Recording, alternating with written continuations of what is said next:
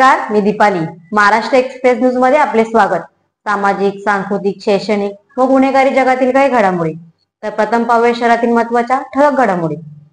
उल्हासनगरच्या मानेरे गावात गरीब शेतकरी कुटुंबियातील पंढरीनाथ जोशी यांच्या घराला भीषण आग लागली.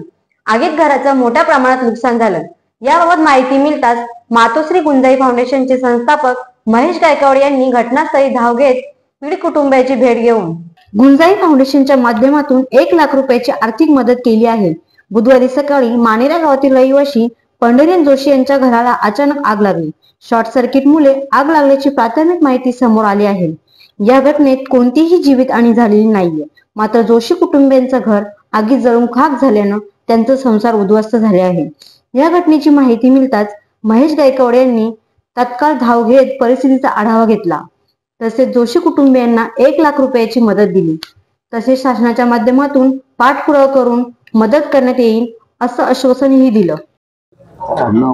हे मानेरे गावामध्ये शेतकरी कुटुंब आहे. नंदा जोशी यांचा हा मोठा प्रमाणात परिवार आहे. 29 लोक या छोट्याशा घरात राहतात आणि शॉर्ट सर्किटमुळे या ठिकाणी आगीने संचार केला आणि मोठ्या प्रमाणात आगीच्या लपेटमध्ये याचं सगळं सामान खाक झालंय. काहीच उरलेलं नाही घरामध्ये. आणि मी या ठिकाणी त्यांना एवढंच सांगितलं की आपल्या मातोश्री गुंजाई फाउंडेशनच्या माध्यमातून आपलं घर जसं तसं आपण बनवून देऊ.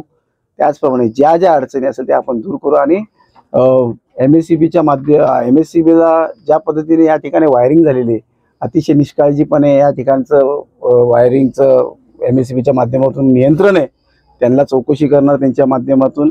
त्याचप्रमाणे तहसीलदाराच्या माध्यमातून त्यांची भरपाई कशी मिळेल ह्याचा पाठपुरावा करेल. आणि ह्या परिवाराला एवढंच सांगेल की आपल्याला ज्या ज्या मदती लागेल त्या गुंजाई फाउंडेशनच्या माध्यमातून आपण करू.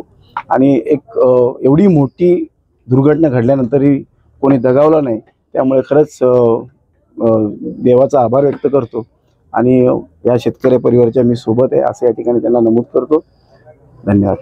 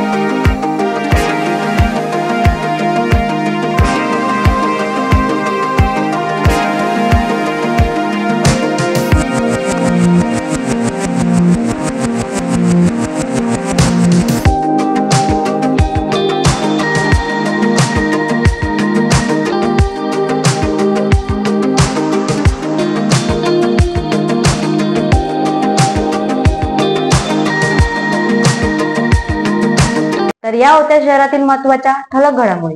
अशाच काही घडामोडी पाहण्यासाठी आमच्या चॅनेलला लाईक, शेअर व सबस्क्राईब करा आणि बेल आयकॉन दाबायला विसरू नका. आमचे एकच ध्येय, आम्ही तुमच्या सोबत. तर पुन्हा भेटू याच ठिकाणी याच वेळी. तोपर्यंत धन्यवाद.